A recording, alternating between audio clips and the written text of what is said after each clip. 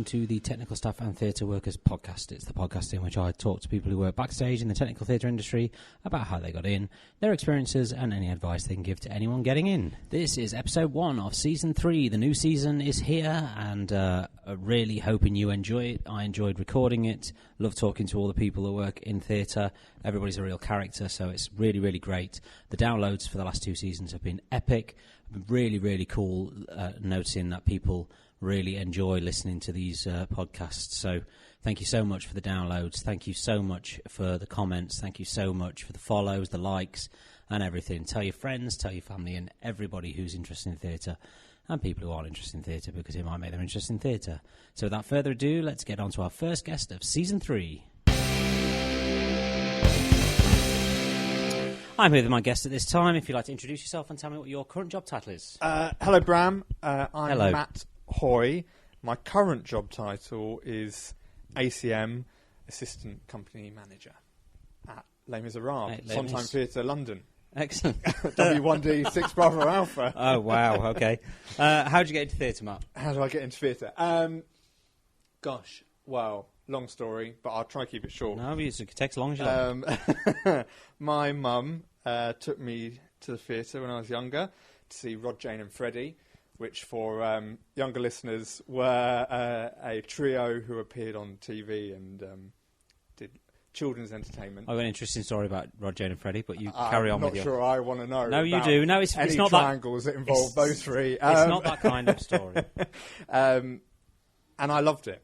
And I just sat there watching it and thought, I want to open and close the curtains. And then my love of theatre grew from there. I got involved. I got involved in my local theatre when I was a bit older, which was Chichester Festival Theatre in Sussex. And I wrote to them and said, is there anything I can do? Can I get involved with? And they said, look, we've got a technical youth theatre, so come along, see what you think of it. And then it just grew from there, and I was very lucky. My mum and dad took me to see shows, and that kind of spurred my interest. We were always supported to do whatever we loved and enjoyed, so that's how I initially got into it. Good. Do a cut there. No, that's fine. I just kicked the mic. Excellent. So did you train?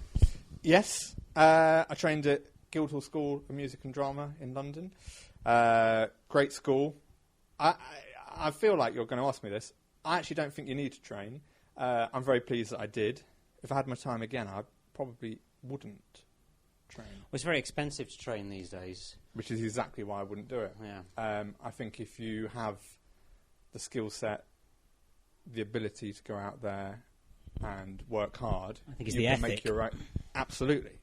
Ethic Then you can is- make your way through the industry without doing that. But, you know, I trained at Guildhall. I loved it. I had the best 3 years of my life that everyone says they have at university.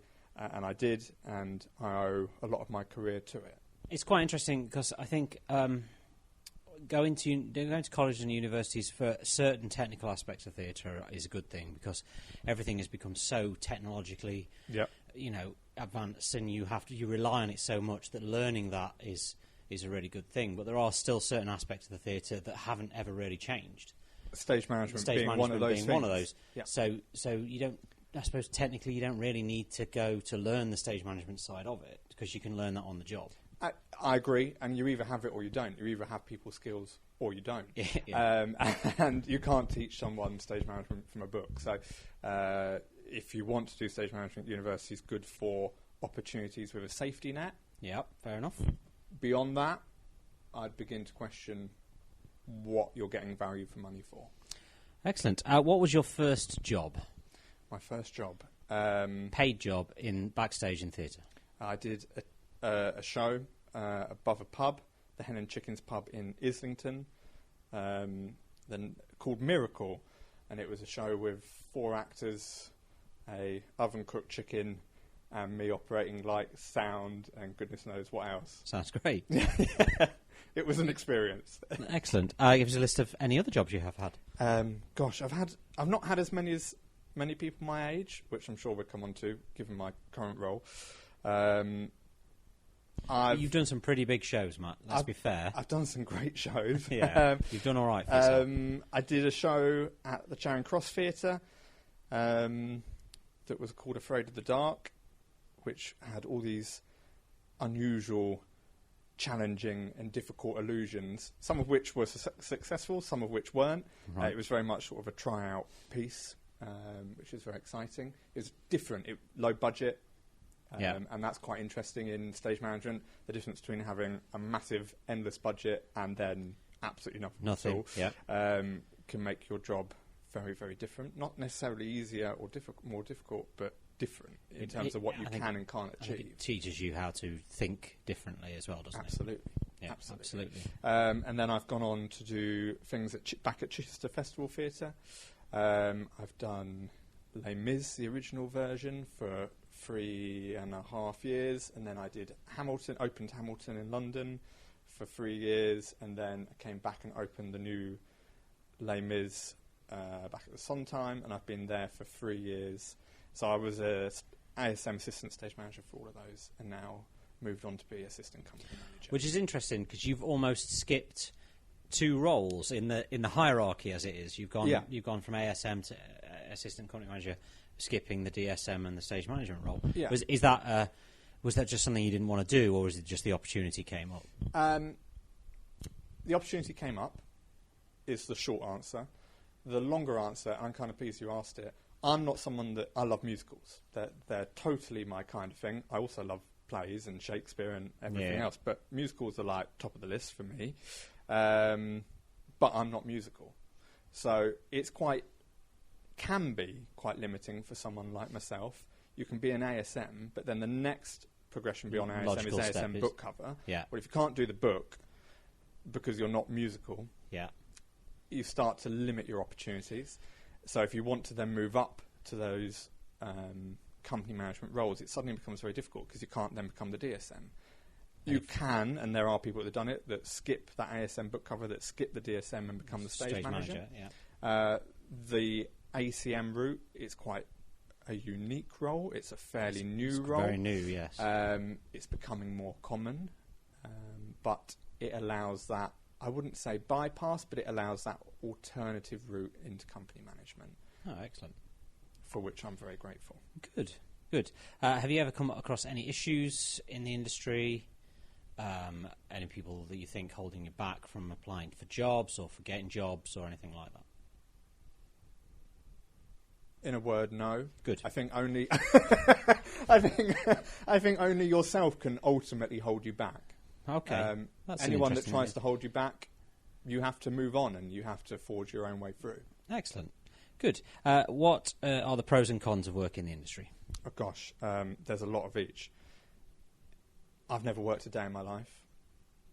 Since working in theatre, I mean, I used to work for an alternative employer on the high street in retail, and that I did work a day in my life. They should remain unnamed. In theatre, never worked a day in my life.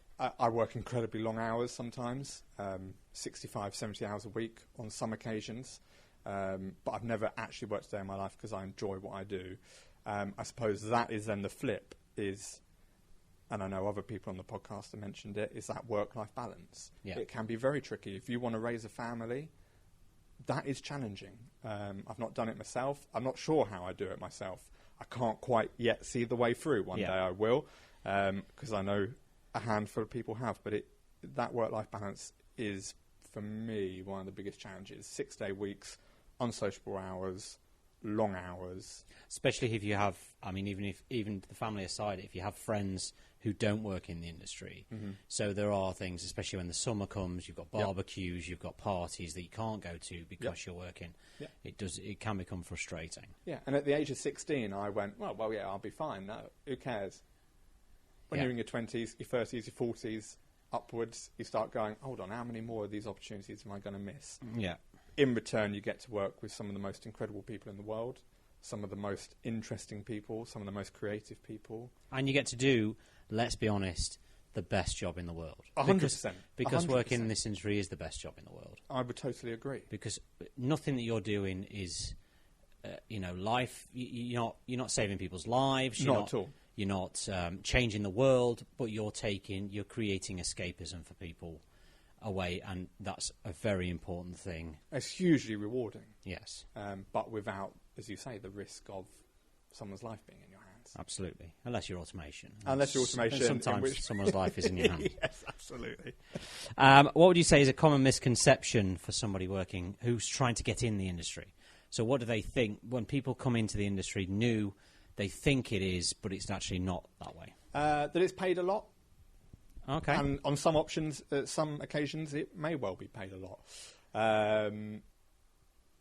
It may well be paid enough for you to pay your rent and your mortgage and to be comfortable. But it certainly for me wasn't like that initially. On a very low salary, where actually you're living in someone's spare bedroom that's covered in cat feces, and you're having to borrow their cooker whilst they're also cooking, and it's really not that glamorous. Yeah. It takes the graft and perseverance to get to the point where actually you can reap those financial rewards. But would you say they're limited to an extent? Those those jobs that are paid incredibly well or fairly well. Enough to be on an average salary in the country. I don't know. I get paid a lot more. Like, for instance, in retrospect, I get paid a lot more than my dad has ever done. Yeah. My dad ever did. Obviously, he's retired now. I get paid more than my brother does. He works up north. Yeah. Paid more than he does. But when I compare it to certain aspects of the industry, certain people within the industry get paid a lot more than I do, and sometimes I don't see how they are considered to be more important than my role or LX or automation. Does that make sense? Yeah, it absolutely does. It's a difficult one because you're, as a producer, playing for someone's skill set. Yes. Someone's availability, someone's name that may or may not sell tickets. My name doesn't sell any tickets, unfortunately. But my skill set might be less readily available or more readily available, and therefore that carries a different price. I suppose from my point of view, fringe theatre, that in many ways is one of the most exciting parts of the industry. Yeah. It's where some of the most creative, bizarre, exciting projects happen, where some of the latest projects happen that become the new biggest thing. But if you want to do that, financially can be challenging. Yes. Yeah, especially if you're living in London. Absolutely. The living wage it's very difficult to live in London and have a low paid job. So don't. Anyway, what advice would you give to anybody who's trying to get in the industry, who's wanting to get in the industry? Gosh, be yourself. I would say it's about who you know, what you know, and who you are. Do all of those three things, and you will never be short of work. Do two of those things, you'll do all right. You'll do all right. Do one of those things, you might get one or two jobs. Do none of those things, you never get employed. Yeah, absolutely. Who you know, what you know, who you are. Excellent. And that's everything I've got for you. Bram, thank you for joining me. Thank you so much, and thank you for letting me come on your podcast. Thank you for saying yes. Thank you. A big thank you to Matt for that. That was fantastic. I really enjoyed talking to Matt about that. Thank you so much for listening to this. Thank you so much for downloading it. It's been really great. Really loving it so far, and long may it continue. Thank you to all the guests that have been on, and I shall see you all next week.